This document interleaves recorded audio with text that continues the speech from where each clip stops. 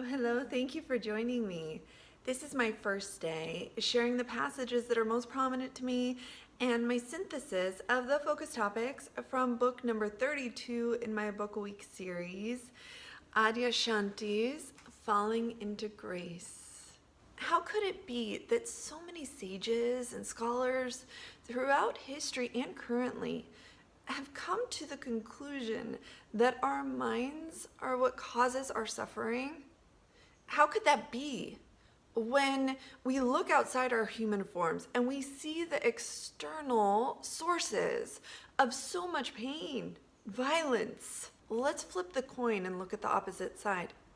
How could it be that individuals who have the privilege of protection from external discomforts and have the privilege of access to so many comforts that many of us would identify with wanting, would identify with being the source of our relief, how could those individuals still be suffering?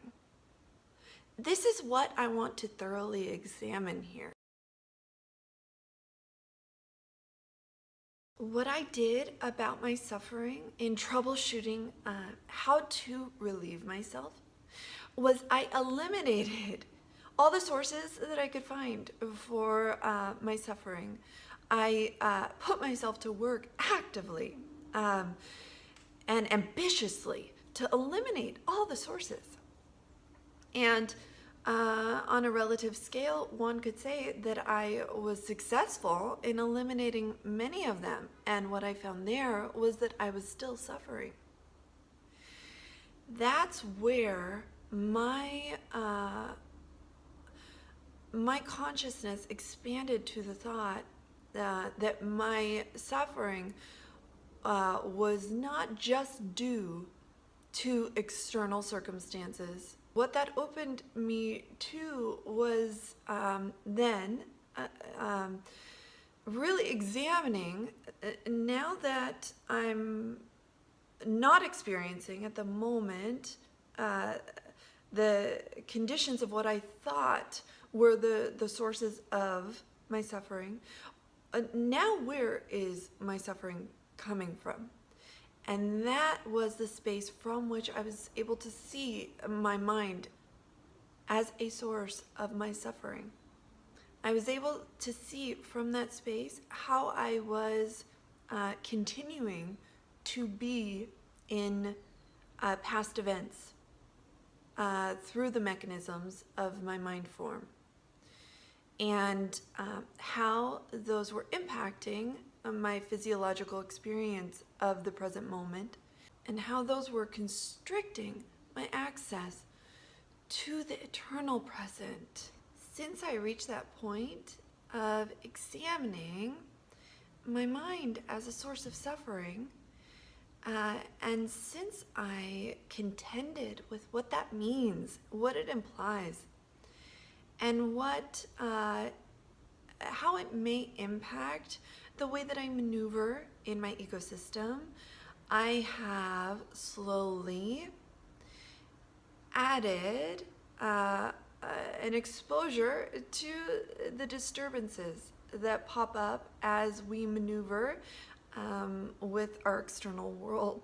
And this is not to say that I have invited harm in any way. What I work with and what I invite and welcome is the curriculum that is natural in my path, that clearly repeats itself and clearly comes into my ecosystem in order for me to work with it. My first response to it is often threat, fear,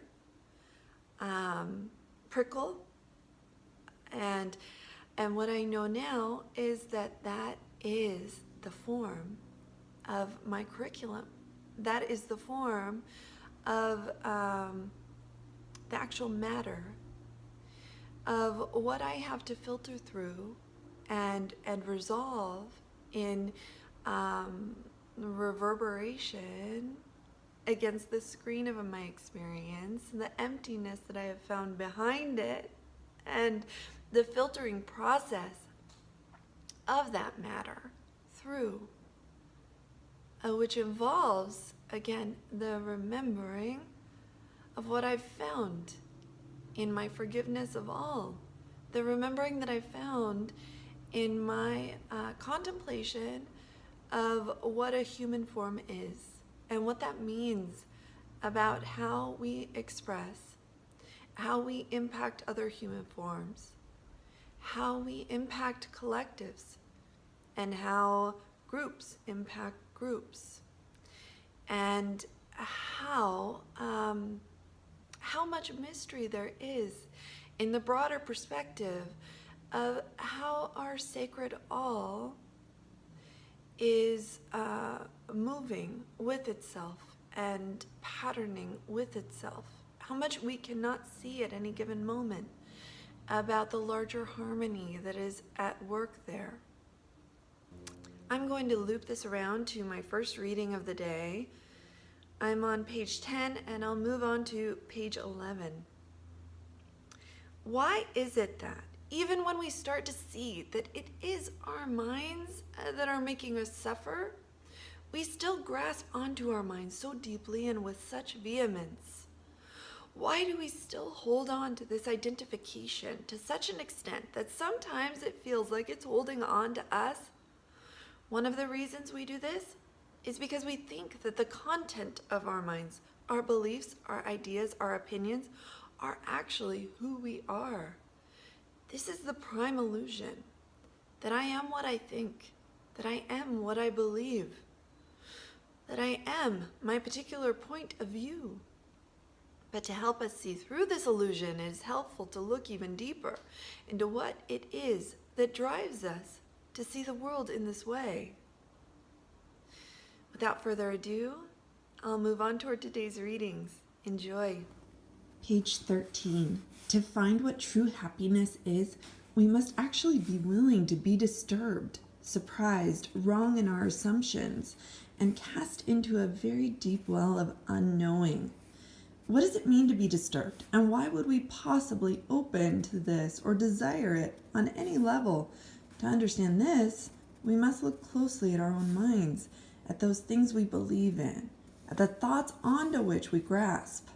We must investigate our addiction to control, power, praise, and approval, all of the things that ultimately cause us to suffer. These things out in the world, which are external to us, may bring a certain temporary happiness and enjoyment, but they do not bring the deepest fulfillment for which we are longing. They are incapable of addressing the question of why we suffer. They are ultimately unable to bring the deepest relief to the human dilemma. Page 15. What opens inside you when you're willing to entertain the possibility that things may be different than you thought they were is what I call the great internal space. A place where you come to know that you don't know. This is really the entry point into the end of suffering, when you become conscious of the fact that you don't really know. I mean that you don't really know anything. That you don't really understand the world. You don't really understand each other. You don't really understand yourself. This is such an obvious thing when we really take a moment and look around.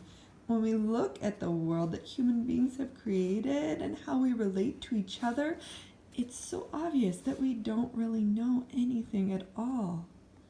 This is one of the things that I saw when I was a little child. This adult world has an insane quality to it. Everybody's going around pretending like they really know things. Pretending like they know what's real and what's not. Pretending they know what's right. Pretending they know who's wrong. But actually, nobody really knows.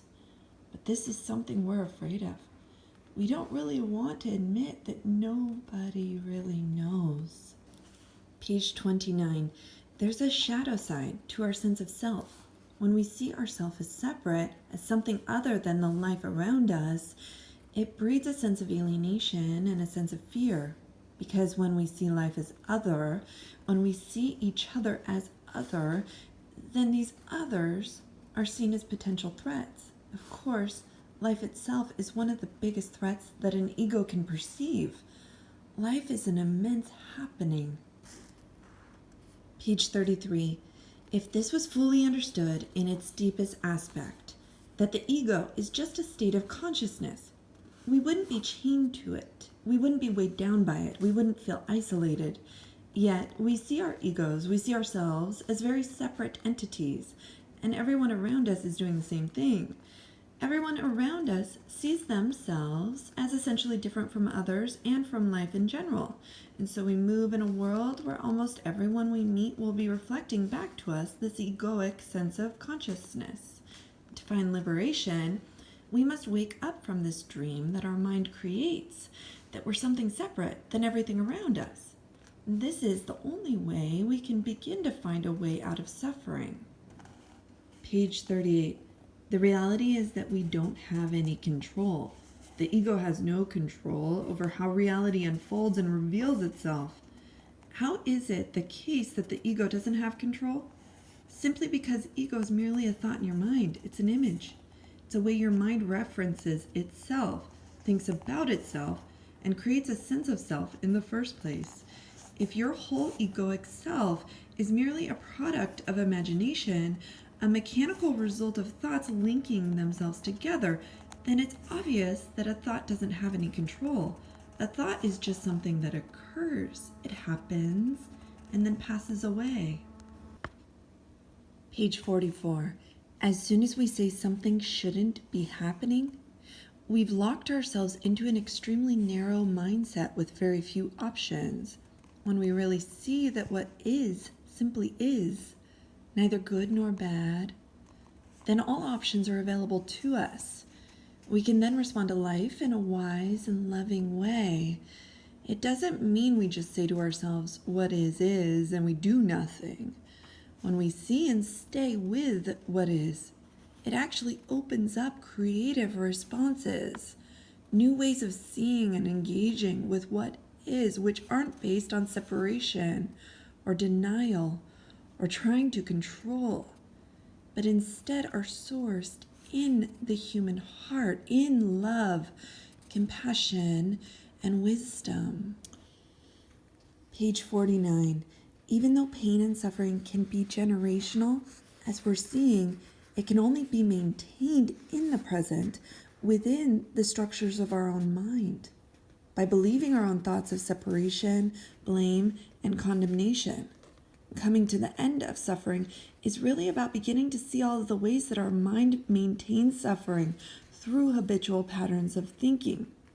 As we begin to understand the causes of suffering, that all of our suffering is based in various ways in which we imagine ourselves to be separate and different, we begin the process of waking up from unhappiness to happiness.